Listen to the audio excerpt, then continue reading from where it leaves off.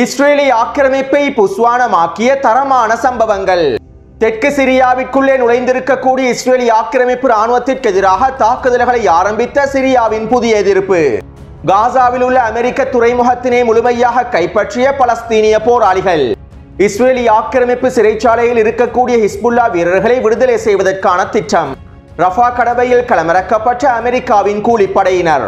காசாவை மீள கட்டமைப்பதற்கான பலஸ்தீனிய பொறியியலாளர்களின் தரமான திட்டம்.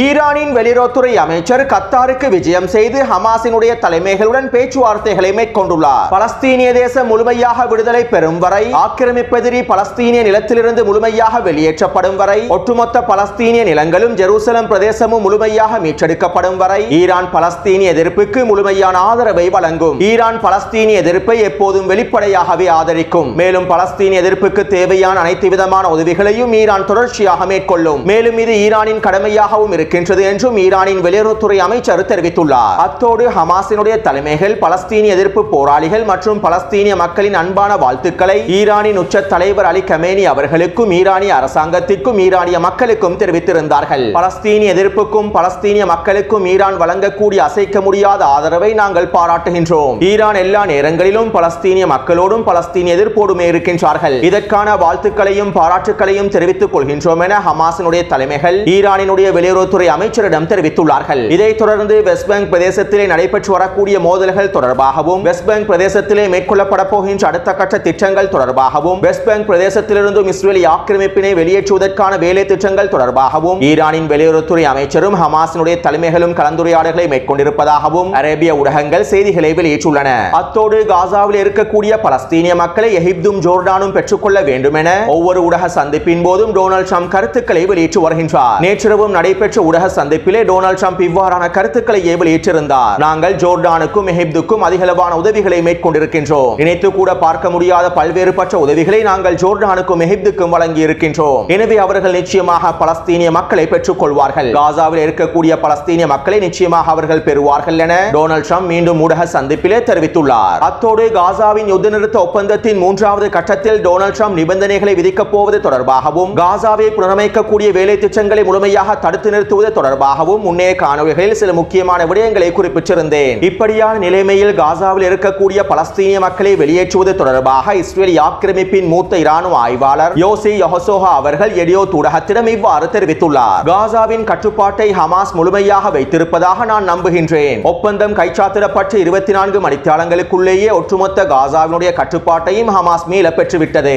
அவர்களுடைய பலத்தையும் திறன்களையும் பயன்படுத்திய இவ்வாறு ஒட்டுமொத்த காசாவையும் கட்டுப்பாட்டுக்கு கீழால் கொண்டு வந்துள்ளார்கள். காசாவிலே ஹமாஸுக்கு பதிலாக மாற்றீடு ஒன்றை உருவாக்க வேண்டும். குறைந்தது பலஸ்தீனிய அதிகார சபையாவது காசாவிலே களமிறக்கப்பட்டு ஒட்டுமொத்த காசாவை மறைமுகமாக கட்டுப்படுத்த வேண்டும், அல்லது எங்களுடைய இராணுவத்தினை பயன்படுத்தியாவது காசாவை முழுமையான கட்டுப்பாட்டுக்கு கீழால் கொண்டு வர வேண்டும் என்று இஸ்ரேலின் ஒட்டுமொத்த அரசியல் தலைமைகளும் இராணுவ தலைமைகளும் விரும்பியிருந்தார்கள். இதனை போரிலக்காக கொண்டே வேலை திட்டங்களையும் தரைவழி தாக்குதல்களையும் ஆரம்பித்திருந்தார்கள். ஆனால் எதிர்காலத்தினை பார்க்கும்போது இதற்கான வாய்ப்புகள் சிறிதளவேனும் இல்லை என்பது தெளிவாக புலப்படுகின்றது. காசாவில் இருக்கக்கூடிய ஹமாஸை இராணுவ ரீதியாக முழுமையாக அகற்றவும் முடியவில்லை. ஹமாஸினுடைய ஆட்சிக்கு பதிலாக மாற்றீட்டு அரசொன்றையும் உருவாக்குவதற்கு முடியவில்லை. எனவே காசாவில் இருக்கக்கூடிய பலஸ்தீனிய மக்களையும் எங்களால் ஒரு பொழுதும் வெளியேற்றவே முடியாது. 484 நாட்களாக உச்ச வான்வழி தாக்குதல்களை மேற்கொண்டு தரைவழி தாக்குதல்களை மேற்கொண்டு இராணுவ ரீதியாக ஹமாஸை கூட அகற்ற முடியாத எங்களால் ஒரு பொழுதும் காசாவில் இருக்கக்கூடிய பலஸ்தீனிய மக்களை வெளியேற்ற முடியாது. தன்னார்வமாக முன்வந்து காசாவிலிருந்து வெளியேறும் பலஸ்தீனிய மக்களை தவிர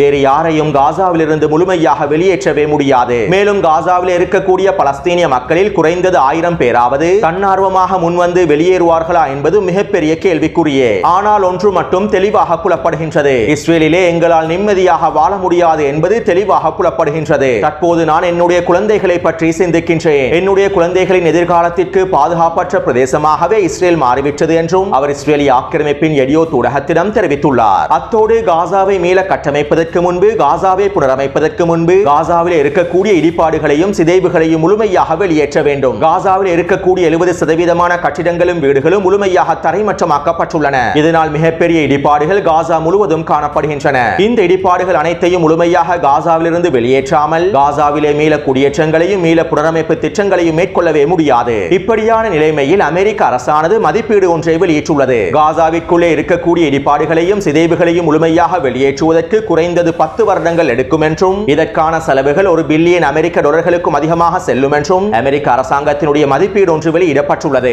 இன்னும் ஒரு விதத்தில் குறிப்பிடுவதாக இருந்தால் காசாவில் இருக்கக்கூடிய பலஸ்தீனிய மக்களை வெளியேற்றுவதற்காகவே இவ்வாறான மதிப்பீடுகள் வெளியிடப்படுகின்றன. பலஸ்தீனிய மக்களை கட்டாயப்படுத்தி வெளியேற்றுவதற்கான வேலை திட்டத்தின் ஒரு பகுதியாகவே இவைகள் அமைந்துள்ளன.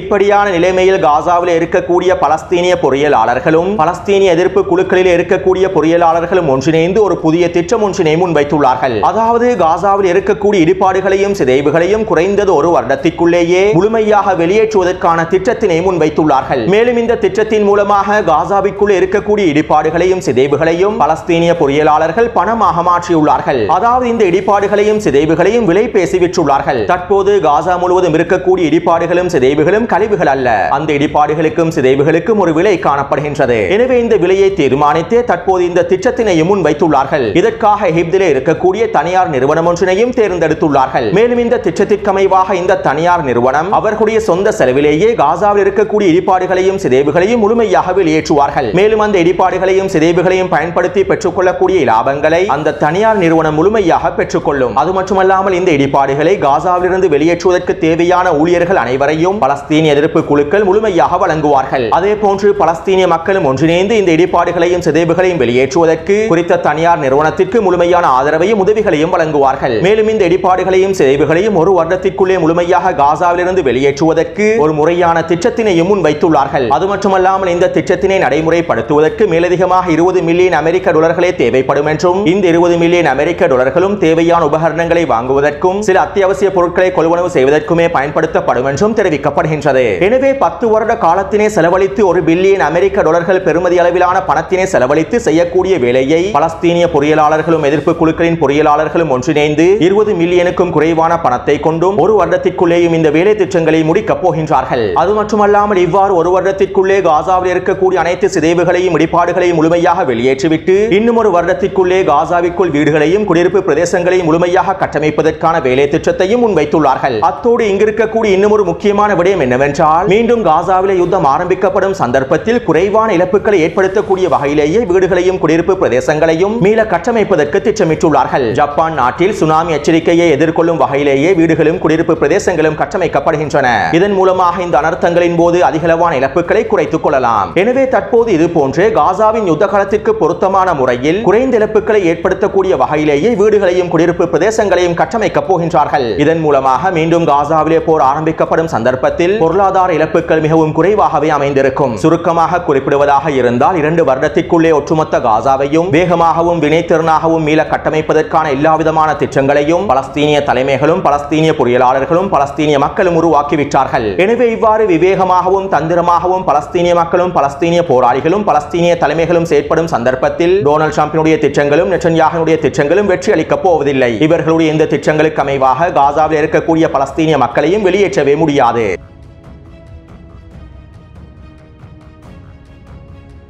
இன்றைய தினம் காசாவின் களத்திலே 2 இஸ்ரேலிய ஆக்கிரமிப்பு பணைய கைதிகளும் அமெரிக்க குடியுரிமை பெற்ற ஒரு பணைய கைதியும் விடுதலை செய்யப்பட்டிருந்தார்கள். வடக்கு காசாவின் நெட்சரி மச்சுக்கு மேற்கு பிரதேசத்திலேயே அமெரிக்காவானது துறைமுகம் ஒன்றினை அமைத்திருந்தது. மேலும் காசாவின் மேற்கு பிரதேசத்திலே இந்த துறைமுகத்தை அமைத்து பல்வேறுபட்ட சூழ்ச்சி திட்டங்களை மேற்கொள்வதற்கே அமெரிக்காவும் இஸ்ரேலிய ஆக்கிரமிப்பும் திட்டமிட்டிருந்தது. காசாவில் யுத்தம் நடைபெற்றுக் கொண்டிருக்கக்கூடிய சந்தர்ப்பத்திலும் இந்த அமெரிக்க துறைமுகத்தினை பயன்படுத்தி பல்வேறுபட்ட தாக்குதல் திட்டங்களையும் மேற்கொண்டிருந்தார்கள். ஆனால் தற்போது இந்த அமெரிக்க துறைமுகத்தினுடைய கட்டுப்பாடுகள் முழுமையாக பலஸ்தீனிய போராளிகளுக்கு கீழால் கொண்டு வரப்பட்டுவிட்டது. இதனை உறுதிப்படுத்தும் முகமாகவே இன்றைய தினம் அமெரிக்க குடியுரிமை பெற்ற பணைய கைதியை அமெரிக்க துறைமுக பிரதேசத்திலேயே விடுதலை செய்திருந்தார்கள். இவை தொடர்பான காணொளிகளையும் புகைப்படங்களையும் நான் டெலிகிராம் சேனலிலும் பதிவிட்டுள்ளேன். அத்தோடு அமெரிக்க குடியுரிமை பெற்ற பணைய கைதி பரிமாற்றம் செய்யப்படும் சந்தர்ப்பத்தில் வடக்கு காசாவின் அல் ஷாதி படைப்பிரிவினுடைய தளபதியான ஹைத்தம் அல் ஹவர்ஜி அவர்களும் கலந்து கொண்டிருந்தார். 2023 ஆண்டு டிசம்பர் மாதம் 10ஆம் தேதி முக்கியமான தளபதியாக இருக்கக்கூடிய இவரை நாங்கள் படுகொலை செய்துவிட்டோம் என என இஸ்ரேலிய ஆக்கிரமிப்பு ராணுவம் அறிவித்திருந்தது. ஆனால் தற்போது இவர் உயிரோடு களத்துக்கு வருகை தந்துள்ளார். இவருடைய தலைமைக்கு கீழால் தான் குறித்த பிரதேசத்திலே களமிறக்கப்பட்டிருந்த இஸ்ரேலிய ஆக்கிரமிப்பின் உயரடுக்கு படைப்பிரிவான கோலான் படைப்பிரிவு ஒட்டுமொத்தமாக அளிக்கப்பட்டது. கோலான் படைப்பிரிவினுடைய தளபதியும் அளிக்கப்பட்டிருந்தார். ஆனால் இதற்கு காரணமாக இருக்கக்கூடிய ஹமாஸினுடைய தளபதி இன்று உயிரோடு இருக்கின்றார். இது இஸ்ரேலிய ஆக்கிரமிப்பு ராணுவத்தின் தோல்வியை உறுதிப்படுத்துவதாக ஆய்வாளர்களும் கருத்துக்களை வெளியிட்டுள்ளார்கள். அத்தோடு குறித்த பிரதேசத்திலே பலஸ்தீனிய போராளிகளின் அணிவகுப்புகளும் நடைபெற்றிருந்தன. மேலும் இந்த அணிவகுப்புகளில் பலஸ்தீனிய போராளிகள் சில வாகனங்களையும் காட்சிப்படுத்தி இருந்தார்கள். இந்த வாகனங்கள் அக்டோபர் 7ஆம் தேதி தாக்குதலின் போது இஸ்ரேலிய ஆக்கிரமிப்பு பிரதேசங்களில் இருந்து கைப்பற்றப்பட்ட வாகனங்களாகும். 485 நாட்களுக்கு முன்பு கைப்பற்றப்பட்ட வாகனங்களாகும். இவ்வாறு கைப்பற்றப்பட்ட வாகனங்களையே பலஸ்தீனிய போராளிகள் காட்சிப்படுத்தி இருந்தார்கள். அது மட்டுமல்லாமல் இஸ்ரேலிய ஆக்கிரமிப்பின் உயரடுக்கு படைப்பிரிவினர் பயன்படுத்தக்கூடிய ஆயுதங்களையும் துப்பாக்கிகளையும் இன்னும் முக்கியமான இராணுவ உபகரணங்களையும் பலஸ்தீனிய போராளிகள் காட்சிப்படுத்தி இருந்தார்கள். இவை தொடர்பான காணொளிகளையும் புகைப்படங்களையும் நான் டெலிகிராம் சேனலில் பதிவிட்டுள்ளேன். மேலும் இந்த சம்பவங்களில் இருந்து இஸ்ரேலிய ஆக்கிரமிப்பு ஒரு புஸ்வானம் என்பது உறுதிப்படுத்தப்பட்டுள்ளது. அக்டோபர் 7ஆம் தேதி தாக்குதலின் போது இஸ்ரேலிய ஆக்கிரமிப்புக்குள்ளே நுழைந்து கைப்பற்றியிருக்கக்கூடிய வாகனங்களை கூட 485 நாட்களாக இஸ்ரேலிய ஆக்கிரமிப்பு ராணுவத்தினால் கண்டுபிடிக்க முடியவில்லை. மேலும் இந்த தகவல்களை பதிவிட்டு இஸ்ரேலிய ஆக்கிரமிப்பு நிலத்தொடர்களும் இஸ்ரேலிய ராணுவத்தினை விமர்சனம் செய்துள்ளார்கள். இஸ்ரேலிய ஆக்கிரமிப்பு ராணுவம் ஒரு புஸ்வானம் என்பதனை இஸ்ரேலிய ஆக்கிரமிப்பு நிலத்தொடர்களும் தற்போது உணர்ந்து கொண்டுள்ளார்கள். அடுத்து ரஃபாவின் பிலடெல்பியா எல்லை பிரதேசத்திலிருந்து இஸ்ரேலிய ஆக்கிரமிப்பு ராணுவத்தின் 2 படைப்பிரிவுகள் வெளியாகியுள்ளன. அதே நேரம் ரஃபாவின் கிழக்கு பிரதேசமான கரீம் ஷலோம் பிரதேசத்திற்கு அருகாமையில் 2 படைப்பிரிவுகள் நிலைநிறுத்தப்பட்டுள்ளன. மேலும் சலாதீன் வீதியினுடைய கிழக்கு பிரதேசத்திலும் இஸ்ரேலிய ஆக்கிரமிப்பு ராணுவத்தின் எஞ்சிருக்கக்கூடிய படைகள் களமிறக்கப்பட்டுள்ளன. அதே நேரம் ரஃபா கடவை பிரதேசத்திலிருந்து இஸ்ரேலிய ஆக்கிரமிப்பு ராணுவம் முழுமையாக வெளியேறிவிட்டது. இருப்பினும் ரஃபா கடவை பிரதேசத்திலே வாகனங்களை பரிசோதனை செய்வதற்காகவும் ரஃபா கடவையினுடைய பாதுகாப்பை பலப்படுத்துவதற்காகவும் ரஃபா கடவை பிரதேசத்தினூடாக ஆயுதங்களை பலஸ்தீனிய போராளிகள் மீண்டும் காசாவிற்குள்ளே கொண்டு செல்லக்கூடாது என்பதற்காகவும் அமெரிக்காவின் PMC கூலிப்படையினர் களமிறக்கப்பட்டுள்ளார்கள். ஆரம்பத்தில் பலஸ்தீனிய அதிகார சபையினுடைய சிப்பாய்களை நிலைநிறுத்துவதற்கே திட்டமிடப்பட்டிருந்தது. ஆனால் ஐக்கிய அரபு அமீரகத்தினுடைய வேண்டுகோளுக்கு அமைவாகவே அமெரிக்காவின் கூலிப்படைகள் ரஃபா கடவை பிரதேசத்திலே களமிறக்கப்பட்டிருப்பதாகவும் அல் குதுஸ் ஊடகம் சுட்டிக்காட்டியுள்ளது. இந்த யுத்த நிறுத்த ஒப்பந்தத்தின் 3 கட்டங்களும் முழுமையாக நிறைவடையும் வரையில் தான் இந்த கூலிப்படையினர் களமிறக்கப்பட்டுள்ளார்கள் என்றும் தெரிவிக்கப்படுகின்றது. அடுத்து இஸ்ரேலிய ஆக்கிரமிப்பு சிறைச்சாலைகளில் ஹிஸ்புல்லா வீரர்களும் காணப்படுகின்றார்கள். லெபனான் மீது தரைவழி தாக்குதல்களை மேற்கொண்ட சந்தர்ப்பத்தில் 10க்கும் குறைவான ஹிஸ்புல்லா வீரர்கள் இஸ்ரேலிய ஆக்கிரமிப்பு ராணுவத்தினால் சிறைப்பிடிக்கப்பட்டார்கள். எனவே தற்போது இவர்களையும் இஸ்ரேலிய ஆக்கிரமிப்பு சிறைச்சாலைகளில் இருந்து விடுதலை செய்வதற்கான பேச்சுவார்த்தைகள் நடைபெற்று வருகின்றன. இதற்கமைவாக இஸ்ரேலிய ஆக்கிரமிப்பின் முக்கியமான உளவாளி எலிசபெத் என்கின்ற பெண் ஈராக்கிய சிறைச்சாலையில் தடுத்து வைக்கப்பட்டுள்ளார். தற்போது இவரை விடுதலை செய்து இதற்கு ஈடாக ஹிஸ்புல்லா போராளிகளை விடுதலை செய்வதற்கான பேச்சுவார்த்தைகளை மேற்கொள்ளப்பட்டு வருகின்றன.